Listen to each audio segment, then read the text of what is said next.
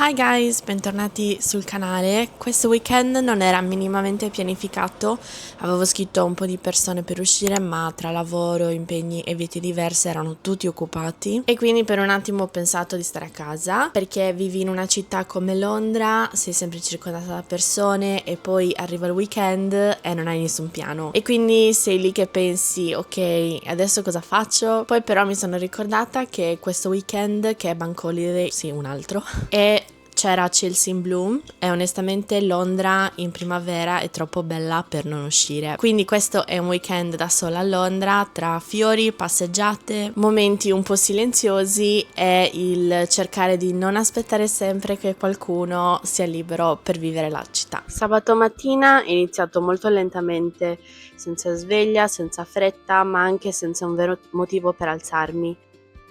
E questa è una cosa di cui non si parla tanto. Quando non hai piani è più difficile iniziare la giornata perché non hai una direzione. Io ad esempio funziono molto meglio quando ho qualcosa da fare, anche una cosa piccola, se no rimango un po' sospesa e penso che sia un po' abitudine. Siamo così abituati ad avere sempre qualcosa che quando non c'è non sappiamo bene come gestirlo. Alla fine sono uscita comunque, non avevo un piano preciso, ma sapevo che stare a casa non mi avrebbe fatto sentire meglio. E Londra è una città strana perché puoi sentirti sola, ma allo stesso tempo sei sempre in mezzo a qualcuno. Tipo, adesso sono fuori da sola e all'inizio ti senti un po', non so, osservata? Poi ti rendi conto che a nessuno interessa davvero cosa stai facendo. E questa cosa ti fa sentire libera, ma anche un po' triste. C'è stato un momento in cui mi sono seduta, ho preso il telefono e ho controllato se qualcuno mi avesse scritto, niente. E non perché non vogliono vedermi, ma perché semplicemente non potevano. E questa è la parte più difficile da accettare, che non è personale, ma comunque lo senti un po' personale. Perché in testa ti viene subito quel pensiero tipo ok, quindi sono un'unica senza programmi, che ovviamente non è vero, ma nel momento sembra così. Penso che una delle cose più belle di Londra in primavera sia che sembra quasi una città diversa e Chelsea in Bloom è uno di quegli eventi che mi fanno ricordare perché amo vivere qui. Anche se onestamente andare da sola all'inizio mi metteva un po' a disagio. Cioè, non tanto perché sono da sola, ma perché quando sei da sola hai molto più spazio per pensare e a volte vorresti semplicemente condividere il momento con qualcuno. Però allo stesso tempo c'è anche qualcosa di bello nel vivere una giornata così lentamente, guardare le installazioni, fermarti dove vuoi, camminare senza fretta, è molto diverso da quando hai programmi con altre persone. Tra l'altro, credo di aver fatto il tipico errore da Londra, essere circondata da una città bellissima e dimenticarmi di viverla davvero, perché presa dal lavoro, presa dalla routine, dalle cose da fare, finisci per vedere Londra come solo come il posto che ti stanca. Invece giornate così mi ricordano quanto ancora Londra sia bellissima, soprattutto sotto il sole.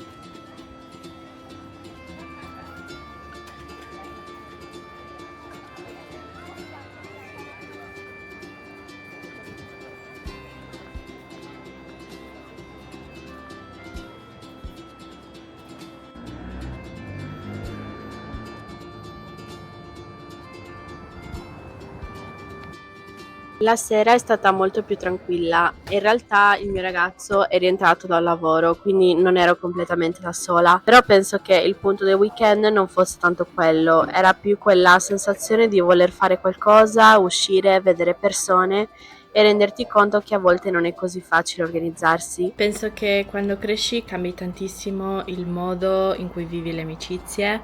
Quando avevo 20 anni bastava un messaggio tipo usciamo e mezz'ora dopo ero già fuori. Adesso invece devi incastrare lavoro, energie, turni, vite e non è una cosa negativa, ma è solo diversa.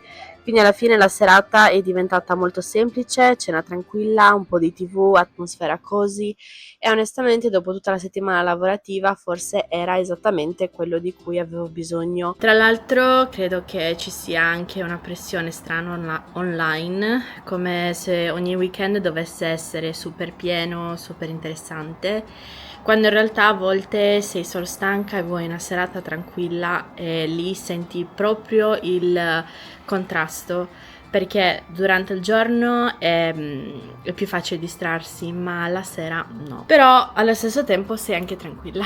La domenica è stata diversa, più lenta ma anche più leggera, come se avessi già accettato il ritmo del weekend e questa è una cosa che non mi aspettavo, che il secondo giorno fosse più facile, come se il primo fosse quello più scomodo.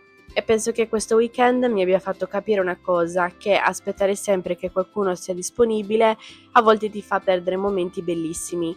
E non significa che devi fare tutto da sola, ma forse ogni tanto puoi comunque uscire, vivere la città e creare dei bei ricordi anche così. Penso che questo sia una parte della vita adulta di cui non si parla abbastanza, il fatto che non puoi sempre contare sugli altri per riempire il tuo tempo e non perché non vogliono, ma perché tutti stanno costruendo la loro vita e quindi a volte rimani un po' nel mezzo. Non sei sola, ma non sei nemmeno sempre accompagnata. Questo non era il weekend che volevo, ma forse era quello di cui avevo bisogno, non per diventare la versione migliore di me, ma per sentirmi un po' più a mio agio, anche quando le cose non sono perfette. E magari la prossima volta non aspetto che qualcuno sia libero, ma faccio comunque qualcosa per me. E niente, questo era il mio weekend da sola a Londra. Grazie per aver guardato il video, se vi è piaciuto ricordatevi di lasciare un like e di iscrivervi al canale e io vi mando un grande bacio come al solito. Ci vediamo al prossimo video, ciao!